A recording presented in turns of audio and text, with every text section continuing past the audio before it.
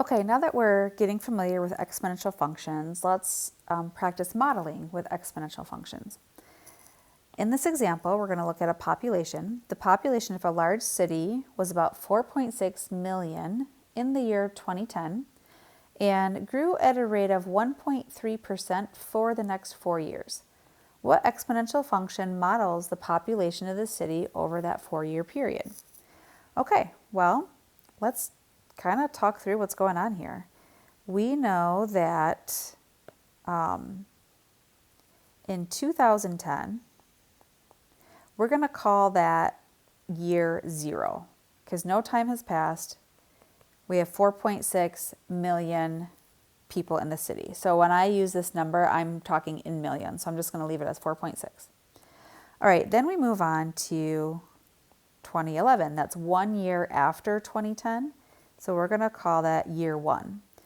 Well, what we have is the original 4.6 million plus whatever 1.3% of 4.6 million is. So the math on that would be your 4.6 plus 4.6 times, I'm going to turn that percent into a decimal, 0.013, which is the same thing as saying 4.6 times 1.013. So, I mean, when we see this math right here, do you see this term and this term? How we have a GCF of 4.6. So I just factored the 4.6 out, and it left me with a 1 plus a 0.013, and I just added those together to get 1.013. So that's kind of what that looks like. All right, let's keep talking. Then we've got the year 2012. That is going to be year 2. So what we have is the 4.6 million people times the 1.013. That was the population from the year before. And that's going to grow at the same rate. So we're going to multiply that by another 1.013.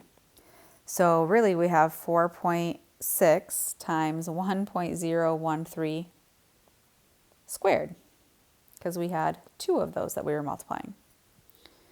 All right, well, this is looking good. 2013, what year is that? That's year 3. So 4.6 times 1.013 to the 3rd power, because we're going to multiply 3 of those. 2014 is year 4. So you probably can predict 4.6 million times 1.013 raised to the 4th power. This exponent is the number of years since 2010. So I think we have gone through enough examples to come up with our function model for the population growth over this time period.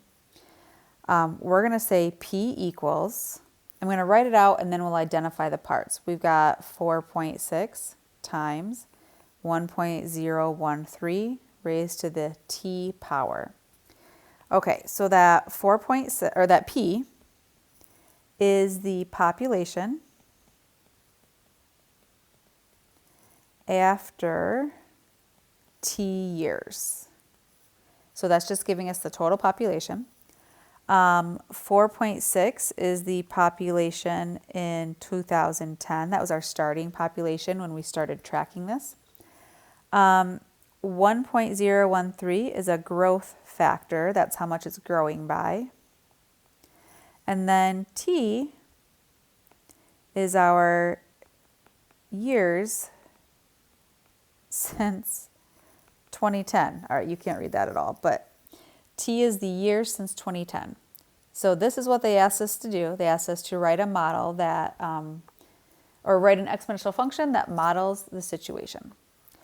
All right, well, now that we have a model, let's see if we can answer any follow-up questions. If the population continues to grow at the same rate, so if it continues to grow at 1.3% a year, what will be the population in 2040? Well, what we want to figure out first, or recognize, that 2040 is 30 years after 2010. So our time will be equal to 30. And then we can just plug that right into our model that we wrote. Population equals 4.6 times 1.013. We're going to raise it to the 30th power because that's our number of years since 2010. And then we're just going to type this into our calculator. Please make sure you use parentheses and you're very accurate with this. We're going to have to kind of estimate. That gives us a 6.78. Remember, we're working in millions. So we can estimate there to be 6.78 million people in the year 2040. We're using our model as a prediction tool. Okay, so let's get just a couple definitions in here. Exponential growth, which is what we just modeled because the population was growing, and you guys also have something called exponential decay.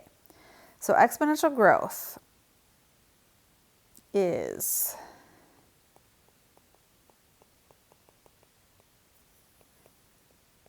a function that models quantities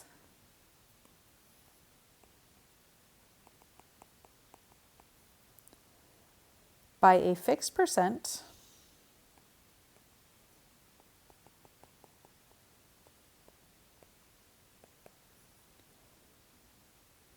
each time period.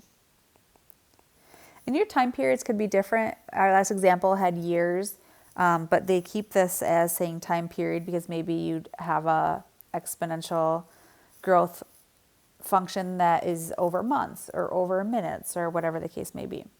So when you have an exponential growth, the function is going to look like a of t equals a times 1 plus r raised to the t power. So let's just define what we just wrote out. A of t equals the total amount of whatever we're talking about. So total amount, in the example above, it was population, so total amount of people. Total amount after t time periods. So maybe after so many years or so many months, whatever time periods we're working in.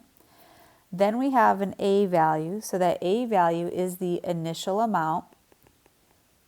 We had a 4.6 million in the example above. The r is the rate of increase or decrease.